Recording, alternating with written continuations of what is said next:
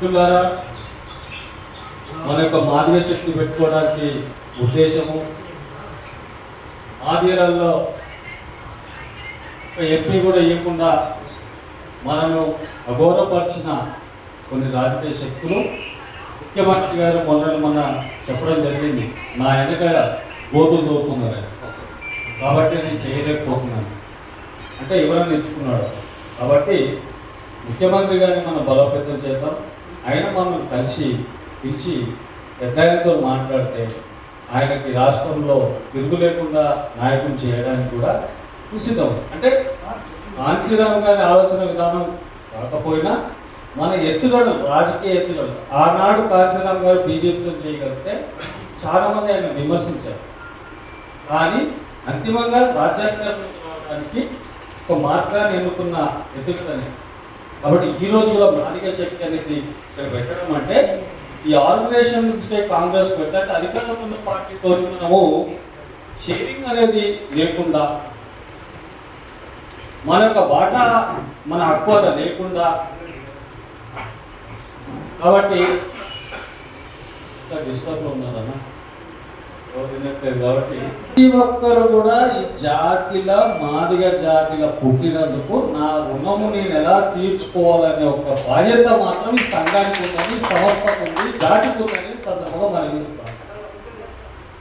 ఎందుకు ప్రతిసారి నేను ఇట్లా మాట్లాడుతుంటే మనకు ఆవేశం, అరే ఒక సింగిల్ పర్సెంట్ ఉన్న ప్రతిసారి నేను ఇదే చెప్తున్నాను. చిన్న చిన్న పర్సంటేజ్ ఉన్న వారు మాత్రమే అధికారంలోకి వచ్చి ముఖ్యమంత్రులు అవుతారు, ఉప ముఖ్యమంత్రులు అవుతారు. బట్టి వాళ్ళ కులం ఎంత? 2000 మంది. వాళ్ళ కులం మొత్తం 2000, రాష్ట్రంలో 2000 మంది. అంత తక్కువ. 50 నుంచి 60 లక్షల మంది ఉంటే మరి మన షేరింగ్ ఏంటి గవర్నమెంట్లో?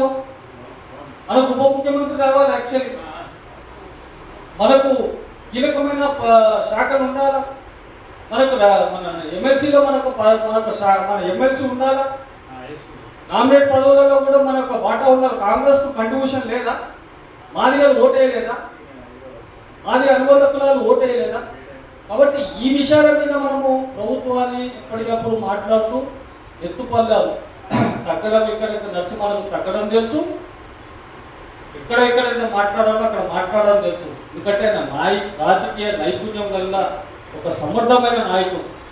కాబట్టి సంఘానికి ఆయన ఉండడం అనేది మనకు చాలా అదృష్టం.